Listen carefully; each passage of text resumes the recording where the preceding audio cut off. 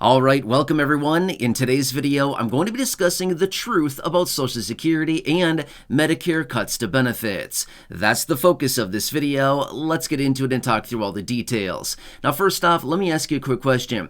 Just this week alone, how many times have you heard someone say, have you seen an article or a headline or something along these lines come up and say, Social Security benefits are going to be cut? I'm guessing at this point, you've probably already seen something like this because this is out there all the time and it is all over the place. I see it literally every single day as I'm doing research. It is all over the place. So again, I want to come back in this video right here and talk about what is the truth about Social Security benefit cuts and also Medicare as well. A lot of people don't realize this, but Medicare is actually on the chopping block in only a matter of years here, well before Social Security benefits. And again, I'll touch on that here in this video as well. So we've got a lot to cover, but really fast before we get into it, if you're enjoying this video so far or any of the other thousands and thousands of videos here on the channel, can I ask a huge favor of you? If you have not done so yet, will you make sure to hit the subscribe button right down below the video? It is totally free to do so. I'm here for you, right by your side every single day, doing all the research, watching the headlines, breaking it all down into these short videos, advocating on your behalf, and doing anything I possibly can to help you out during this very confusing time, and doing what I can to make sure that I'm pointing out anything you can possibly grab or take advantage of. There's a lot of different things popping up right now, and it is a very busy time. Things are changing rapidly. So again, thanks for joining me. I really do appreciate your support. Thank you so much for being here, and please subscribe down below if you haven't done so yet, and let's talk through the details. All right, so first off, you've probably heard this. In fact, I think everybody at this point has heard this, right? The statements come in something along the lines of Social Security benefits are ending, the checks are ending, the program is bankrupt, the program is ending, the trust fund is insolvent, the trust fund is empty. Again, the list goes on and on. You've heard it in a variety of different ways here, okay? Let me explain all the details behind this, and again, the truth behind what is really going on. And again, I also want to talk about Medicare because this program, again, will be out of money way before Social Security, according to the most recent statistics and where they're currently sitting as of right now. Now, here's the thing. Yes, Social Security does have financial issues. Are they going bankrupt? No. Are benefits ending? No. Will benefits be cut? Well, possibly. Sometime soon? No. It's going to be many years out into the future. It's coming fast. It's only about 9 years away as of right now, as they currently look at it. But, you know, 9 years goes relatively quickly, but at the same time, it's still 9 years. They have a lot of time here, okay? So let me explain the situation. So it comes down to the trust fund. Now, again, maybe you've heard me talk about this before. I don't talk about this a ton, but every so often I do. And again, I want to focus on it here. But it comes down to the trust funds. Now, when I say trust funds, I'm talking about two trust funds. There's two trust funds. One of them is the Old Age and Survivors Trust Fund, and the other one is the Disability Trust Fund, okay?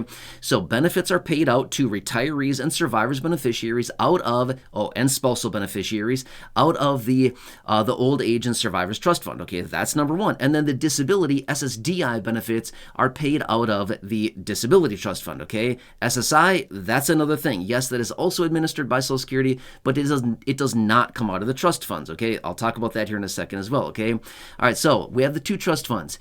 How they're calculating this is basically if they were to combine the two trust funds and then they take all that money and extrapolate it out in the future, how long will all of this money within the two trust funds, if they were combined, how long would that last? About 9 years as of now. Again, as of right now, insolvency, as in the trust funds being about 100% empty, 100% depleted, would be around 2033, give or take a little bit. That's about right now, okay? That's about 9 years, give or take a little bit, as of right now, okay?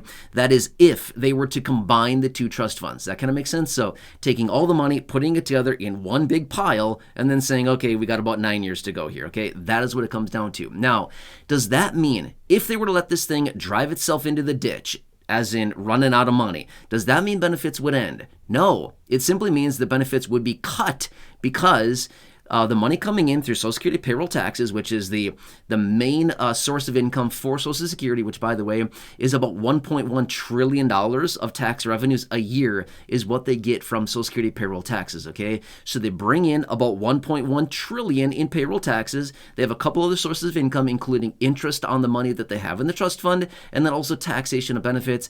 That results in maybe, I don't know, $120 billion a year. It's not that much, okay? Anyway, so all the money that comes into Social Security, they pay it back out to beneficiaries. Well, guess what? There's a deficit. They bring in, call it, say, about $1.2, $1.3 trillion in money into Social Security through their different source of income each year, but yet they pay out about $1.4 to $1.5 trillion in benefits to beneficiaries. So you see here, it's not a working formula, right? They're paying out more than they're bringing in through Social Security. So, long story short here, in the event of insolvency, as in the trust fund has been brought down to $0. It has $0 left in it, right? The savings account is empty. Are benefits ending? No, it simply means that benefits will be brought down by about, again, I say about because these are the statistics out there right now, anywhere between about 20, 23, possibly 25%, depending on the reports you look at, okay?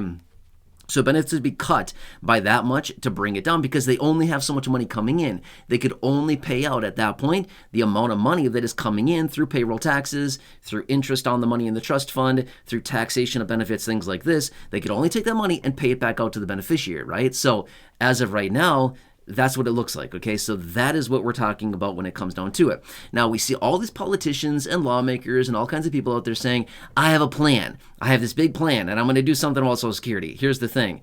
It's going to take a lot of action, okay? This has to go through Congress. They must do this in order to reform Social Security. Now, here's the thing as well.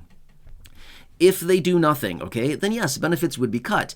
If they do something, regardless of how we look at this, okay, something must be done about this in order to make sure the benefits don't get cut. Now, there are some solutions out there that may potentially be able to sidestep all of this without really, upsetting the whole program as a whole. But for the most part, something really needs to be done. Now, again, some of these politicians and lawmakers also say we must do something. Or if we don't do anything, benefits will be cut or whatever. Guess what? If they do nothing, benefits will be cut. So my point is, inaction is also cutting of benefits, okay? But again, remember, nothing will be done. Nothing's going to change your benefit for the next, call it 9 or so years, okay? And lawmakers will likely do something. But they faced this same situation, a few decades ago, 3-4 decades ago? They faced this exact same situation. I believe it was about in the mid-'80s. They faced this exact same situation. And guess what? Right before the program was about to be insolvent, they came forward and they did something, right? Which is, by the way, the sooner they do something, the better off it's going to be for the program. If they wait until the very last minute, that's not in the best interest of the program as a whole and not in the best interest of the beneficiaries either, okay? So the sooner they can come together on a solution, the better off it's going to be. So that's what's going on with this, okay? The program is not going away. Benefits are not ending. The program is not bankrupt. They're literally running out of money, and they got to figure it out here relatively soon. And when I say they, it's lawmakers. Lawmakers are the ones who need to come together on this. So does that kind of make sense there? Okay, so that's what that comes down to. Now next, let's quickly talk about Medicare. Now here's the thing. I posted a video about this, I don't know, a little while ago. I posted a video about this talking about Medicare. Now here's the thing. There's many different types of Medicare. Medicare Part A, Medicare Part B, Medicare Part C, Medicare Part D. Again, the list goes on and on, right? There's a bunch of different forms. However, Medicare Part A, the hospitalization form of Medicare, this is actually going to be out of money. Guess when? 2028. That's only about 4 years from now, okay? As I film this video in 2024, that's not that far away. Now, that's just the hospitalization portion of it, right? That is the form that you get, along with applying for Medicare. And that's what it comes down to, okay? So you're welcome to check out that other video if you'd like to, but I talked about the details there. This is running out of money here in just a matter of years, okay? Remember, Social Security is insolvent in about 9 years or so. Medicare in about 4 years, give or take a little bit, right? That's a lot sooner. So all of this would impact beneficiaries to some degree. But as of right now, remember, this is all just a major talking point when it comes down to these politicians and things like this, right? It's a way for them to point the finger at somebody else and say, it's their fault, we didn't do anything. I'm sorry, but it's everybody's fault, okay? If they don't do anything, guess whose fault is it? It is. Well, probably everybody that, has the ability to vote on this and talk about and negotiate it. So I would say it's everybody in Congress's fault if they do nothing, okay? We can't point the finger at anybody in particular. We need to say it's everybody, all of them, right? So anyway, They all need to come together collectively and work on this and pass something through. It's their job. They have to do it, right? So that's why they've been elected to these positions, is to do something, right? So anyway, does that kind of make sense? So anyway, this is what's going on with Social Security and Medicare, the truth behind all this, and I hope that explains a little bit further. So as of right now, if you are a beneficiary of any of these programs, don't worry about your benefit. They're not going anywhere, okay? Your benefits will continue to arrive. They've never missed a payment in the nearly 90 years that Social Security has been around. They've never missed a payment. Nothing's going on here, okay? They're not going to cut your benefits. They're not going to take your benefit and things like that. However, okay, I need to preface that by saying, fine, in some instances, some people may have their benefits cut or ended because of other reasons other than the trust fund being insolvent. Does that kind of make sense? I mean, here's the thing. There's a ton of different reasons why somebody could lose their benefits, okay? Now, let me quickly touch on SSI for a second, okay? I see this question every so often as well. Will SSI also be impacted by potential Social Security insolvency? My answer to that would be no. Why? SSI is not Social Security. SSI benefits do not come out of the trust fund. Where do they come from? General funds from the federal government, okay?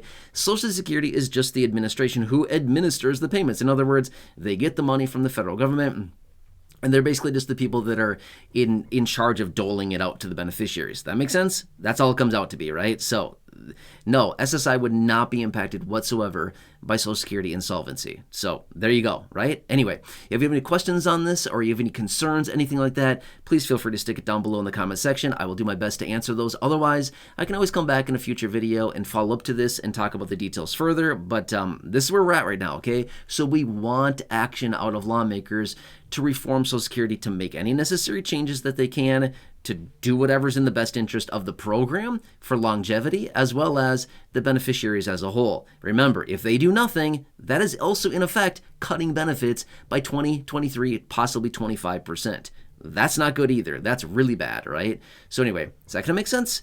I know, a lot to talk about here. Anyway, hope this helps you. Again, please, as always, if you have not done so yet, subscribe down below. Totally free to do so. The big subscribe button waiting for you. Otherwise, go back and check out some of the other thousands of videos here on the channel. There's a bunch in the video library, or those that I've hand-selected for you down below in the comment section and in the description of this video. Otherwise, check out the videos you see on your screen now. And until next time, enjoy your day. Take care. Have a good one. And I'll catch you again later in the